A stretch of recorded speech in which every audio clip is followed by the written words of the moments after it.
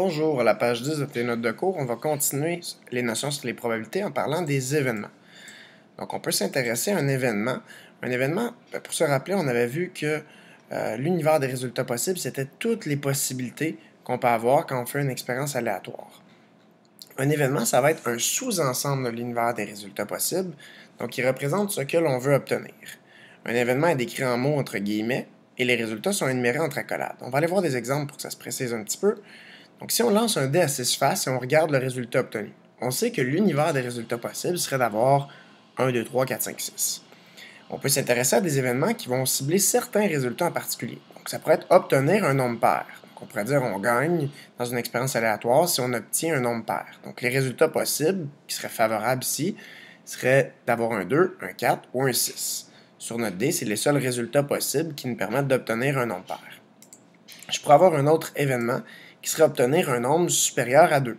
À ce moment-là, les résultats possibles seraient 3, 4, 5, 6. On écrit toujours entre accolades, séparés par des virgules. Je pourrais avoir un autre événement qui serait obtenir un nombre premier. Et à ce moment-là, sur mon dé, les nombres premiers, les résultats possibles seraient 2, 3 et 5. On se rappelle que 1 n'est pas premier, il n'est ni premier ni composé, puis 4 et 6 sont composés. Donc ça, ce sont des exemples d'événements qu'on pourrait avoir sur un dé à 6 faces, et les résultats possibles correspondent à un sous-ensemble de l'univers des résultats possibles. On peut avoir, comme ici, 3 résultats possibles, ici 4 résultats possibles. Lorsqu'un événement donne un seul résultat de l'univers des possibles, on va dire que c'est un événement qui est élémentaire. Donc, par exemple, on va avoir ici 3 exemples. Donc, toujours même situation, on lance un dé à 6 faces et on regarde le résultat obtenu. Si on s'intéresse à l'événement élémentaire obtenir un nombre inférieur à 2, ben le seul résultat possible, c'est d'avoir un 1 sur le dé. Si je prenais l'événement obtenir un nombre avec exactement 4 diviseurs, ben, si je regarde chacun de mes nombres sur le dé, ben, avec 1, j'ai un seul diviseur, 2, j'ai 2 diviseurs, 3, j'ai 2 diviseurs aussi, 4, j'ai 3 diviseurs, 5, j'ai 2 diviseurs, et 6, j'ai 4 diviseurs. Donc, le seul résultat possible serait 6. Je pourrais avoir un dernier exemple, mais il y en aurait d'autres exemples d'événements élémentaires aussi. Obtenir un carré parfait impair. Donc, un carré parfait, par exemple, 25, c'est un carré parfait puisque c'est 5 fois 5. 81, c'est un carré parfait puisque c'est 9 fois 9.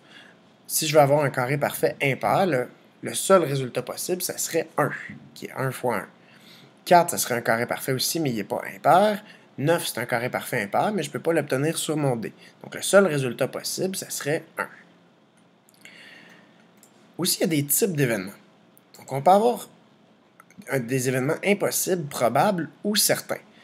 Donc, si je prends l'exemple d'un sac qui contient 2 billes rouges et 3 billes bleues, un événement impossible, la probabilité que ça arrive, c'est 0. Un événement certain, la probabilité que ça arrive, c'est 1. Et un événement probable, ben, ça va être entre impossible et certain, donc ça peut arriver, c'est entre 0 et 1. Donc, par exemple, la probabilité d'un événement pourrait être de 3 septièmes, ça pourrait être de 80%, etc. Donc, un exemple d'événement impossible, si j'ai mon 2 billes rouges et 3 billes bleues dans un sac, ça serait de piger une bille verte, par exemple. C'est impossible de piger une bille verte. Mon exemple d'événement probable, je pourrais piger une bille rouge. Ça serait aussi possible de piger une bille bleue. Ça serait des événements probables.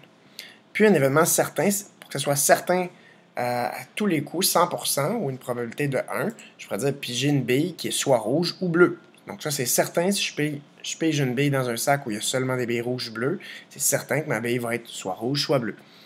Donc voilà pour les types d'événements. On verra dans la prochaine capsule vidéo la différence entre la probabilité théorique et la probabilité fréquentielle. Merci.